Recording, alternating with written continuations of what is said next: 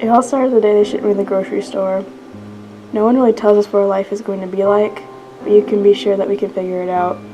I like to call myself Charlie, just to feel like I'm worth something. The truth is, plastic bags like me are nothing but trash. A young blonde woman finished her shopping and went to the self-checkout lane, where she very ungraciously tossed her hair products into me. She then carried me to her car and drove me home. After she emptied all the bags, she wadded us up and went to throw us in the trash can in her garage. But she dropped me carelessly and let me float off into the wind.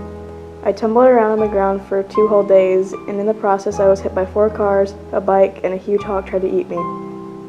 Finally, I caught my handle on a branch on the ground. I sat there anticipating what the future held. On the 3rd day, a man raked me up with a branch and some leaves. He tossed me into a large black bin that was overflowing with garbage, and then he closed the lid. I sat in the darkness all night long.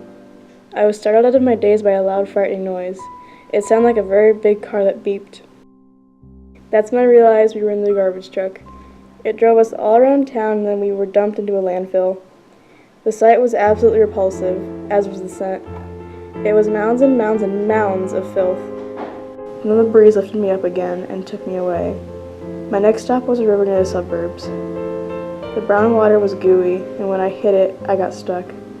I waited for the current to send me away. I closed my eyes and hoped that someone would just do the right thing and recycle me. When I opened my eyes, I was in a completely different body of water. It was crystal clear with a blue tinge, and its aroma was salty and a bit fishy.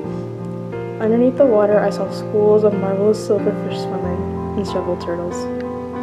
I floated on the water telling myself that this was no place for trash, and it was too beautiful to pollute. But unfortunately, I have no power over my travels, so there I stayed. After being in the water for days with the hot sun pounding down on me, all I could think about was how much I wished to be recycled. A loud squawking interrupted these thoughts. I looked around trying to find its source, but the sun was too bright to see anything. Before I knew it, I was staring into the beady black eyes of a pelican while it clamped in its large beak. She must have accidentally picked me up with the fish. The bird soared through the sky, showing me the beauties of the ocean. When night fell, we landed on a polluted shore of a large island. She perched herself in a tree, and I fell out of her grasp, landing on the soft white sand.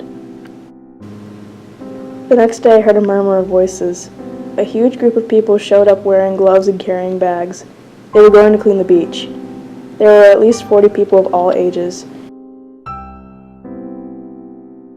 After the group cleared the beach, they carried all the bags of garbage to these black bins with yellow lids. A truck drove me to a large factory. I was washed thoroughly, melted, and then molded into a new shape. I, Charlie, am now a reusable water bottle. The world would be a much better place if we all recycled and bought our own bags at the store, because really, plastic bags blow.